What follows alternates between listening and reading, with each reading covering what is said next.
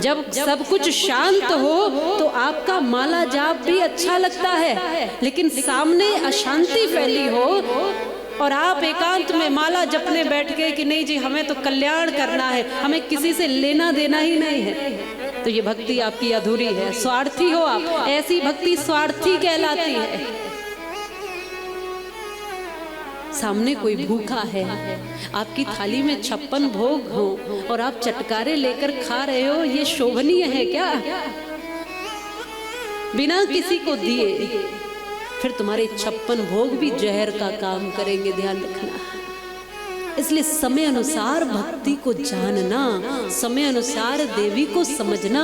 आज देवी शक्ति इन छोटी बेटियों के रूप में आपको आह्वान कर रही है, पुकार रही है। सतयुग, द्वापर, त्रेता और युग युगों में समय समय पर देवी के भिन्न भिन्न अवतार हुए।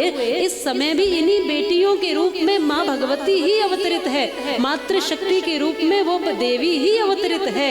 यदि ये अपमानित होती रही, ये कष्ट में रही, इनका अनादर समाज में हुआ, ये गर्भ में मारी जाती रही, इनके साथ यदि दुर्व्यवहार होता रहा, तो हमारी देवी की उपासना हमारा व्यर्थ चला जाएगा। फिर देवी भगवती प्रसन्न नहीं होगी।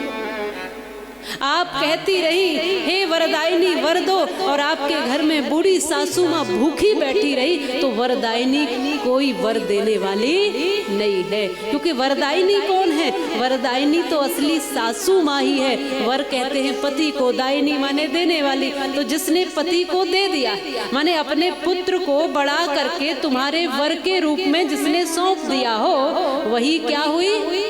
वरदायिनी। वही तो वरदायिनी है। और वरदायिनी सासू माँ को ही कहा गया, असली अर्थ तो यही है उसका। और वो वरदायिनी घर में दुखी है, कष्ट में है, भूखी है, बीमार है, और वो सब छोड़ करके यदि आपने माँ देवी की प्रतिमा पर अगर एक बाल्टी भर के जल भी चढ़ा दिया, तो भी वो प्रसन्न होने वाली नहीं है। ये स्पष्ट भक्ति को समझिए।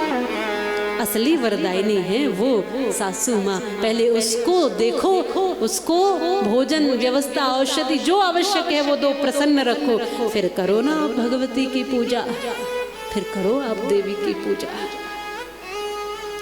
समय अनुसार आज अधिक से अधिक कथाएं हो रही हैं। पहले इतनी कथाएं होती नहीं थी, आज कथाएं अधिक बढ़ रही है। इतनी अधिक कथाएं होने के बाद भी व्यक्ति व्यवस्थित नहीं हो पा रहा और व्यथाएं दूर नहीं हो पा रही। उसकी कारण क्या है? आज देश में हर चीज बड़ी है, पहले की अपेक्षा कम कुछ नहीं हुआ है। पहले आप जितने भर यहाँ लोग हैं या जो सुन रहे हैं, जिनमें से किसान होंगे, वो जानते होंगे कि खेती करने के समय कितनी मुश्किल थी, क्योंकि साधन पर्याप्त और पूरे नहीं थे। इसलिए किसान एक फसल भी ले लेता था तो बड़ी बात थी। लेकिन आज साधन बड़े, सुविधाएं बड़ी, ट्रैक्टर इत्यादि से फसलें होने लगी, खेती की मशीनरियां आ गई। पहले बैल से खेती करते थे, बड़ी समस्याएं थी। पानी देने में खेती में बड़ी समस्या थी, खेत जोतने में समस्या थी, फसल उगाने में बड़ी समस्याएं थी। लेकिन अब उतनी समस्या नहीं है। पहले अन्न भी कम उगता था। आप बड़े बुजुर्ग जो है वो समझते होंगे कि पहले अन्न कम होता था, फिर भी भूखों की संख्या कम थी, लोग भूखे नहीं थे, सब मिल बांट कर खाना जानते थे, अपनी थाली से किसी दूसरे को देना जानते थे। ये भाव था। पहले अन्न कम था, फिर भी सब खाकर ही सोते थे, थोड़ा थोड़ा ही सही। आज अन्न बढ़ गया, 3-3 फसलें हो रही है। आज अन्न बढ़ गया, सब कुछ बढ़ गया, फिर भी भूखों की संख्या भी उतनी ही बढ़ गई। कारण क्या है? कारण यही है कि आज के समय में व्यक्ति की खाने की भूख बढ़ गई है। इसका भी खा लूं, उसका भी खा लूं, इससे भी छीन लूं, उससे भी छीन लूं, इसका भी आ जाए, उसका भी आ जाए। यही बात है ना। पहले बांटने की वृत्ति थी, अब बटोरने की वृत्ति हो गई। 2 रोटी मेरे पास तो है, पर उसकी भी 2 रोटी आ जाए, ऐसा सोचते हैं हम। एक समय था, पहले कपड़ा कम बनता था क्योंकि सूत काट के कपड़ा बनाया जाता था। लेकिन आज क्या हुआ? आज कपड़ा एक एक फैक्ट्री में इतना बनने लग गया कि पूरा देश ढका जाता है। पर कई बार मुझे कहना पड़ता है कि उसी फैक्ट्री के मालिक की बेटी के पास पूरे कपड़े तन ढकने के लिए नहीं मिलेंगे। क्यों? कपड़े की कमी है देश में? नहीं, हम फैशन में हम नंगेपन को अपनी तरक्की समझने लगे कि हम बहुत ऊंचे हो गए, हम उतने ही ऊंचे बड़े हो जाएंगे जितने छोटे कपड़े पहनेंगे। कपड़े की कमी पहले थी, फिर भी सब पहनते ही थे। अब कमी नहीं रही है, फिर भी हम फैशन के बारे कम करते जा रहे हैं और सोचते हैं कि हम बहुत ऊंचे होते जा रहे हैं।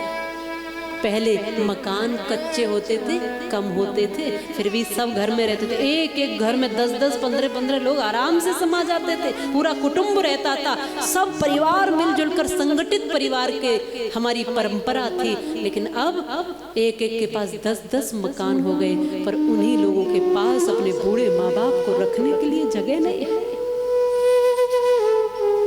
क्या हुआ? सब साधन तो बढ़ गए, लेकिन व्यक्ति की सोच छोटी होती चली गई। इसलिए साधन बढ़े तब देश बढ़ेगा। ऐसा ही नहीं, साधन एक सीमा तक जरूरी है, लेकिन भारत विश्वगुरु तभी था जब भारत के लोगों के विचार ऊंचे हुआ करते थे। इसलिए हमेशा मैं कहा करती हूँ, देश महान नहीं बनता है केवल मोटर कारों से, देश महान नहीं बनता है तोप तेग तलवारों से, देश महान नहीं बनता है ऊंचे महल मीनारों से, देश महान नहीं बनता है फिल्मी डायरेक्टर स्टारों से, देश महान नहीं बनता है ऊंचे भाषण नारों से, और देश महान बना करता है ऊंचे आचार विचारों से। ऊंचे आचार विचारों से देश महान बना करता है, ऊंचे आचार विचारों से। विचार ऊंचे करने की परंपरा है ये कथा, श्रीमद् देवी भागवत कथा, श्रीमद् भागवत कथा, जितनी भी कथाएं की जा रही हैं, ये सब आपके विचारों को, मनुष्य को, मानवता को ऊंचा करने के लिए की जा रही है। एक दृश्य में आपको उस समय का दिखाती हूँ जो पहले आपके दादाजी का समय था, आपके पिताजी का समय, आपका समय, आने वाला समय। 4 पीढ़ियों को तो देख ही लेता है ना व्यक्ति। दादाजी देखे ही है, उनका समय देखा है, पिताजी देखे, उनका समय देखा, स्वयं को भी देख रहे हो और अपना समय भी देख रहे हो, और आने वाली संतानों को भी देख रहे हो और उनका समय भी देख रहे हो। इन 4 पीढ़ियों को ध्यान से देखना और इन अवस्थाओं को भी ध्यान से देखना, और इन अवस्थाओं में भी लोगों के स्वभावों को देखना, लोगों के व्यवहारों को देखना, लोगों की स्थितियों को देखना। एक भजन है, वो इन 4 स्थितियों को दर्शाता हुआ बताता है और ये कहता है, पहले की भावनाएं क्या थी, अब की भावनाएं क्या हो गई है, हम क्या थे, क्या हो गए और क्या होंगे अभी। आओ मिलकर ये समस्याएं विचारें सभी। हम पहले क्या थे, अब क्या हो गए और अब क्या होते जा रहे हैं।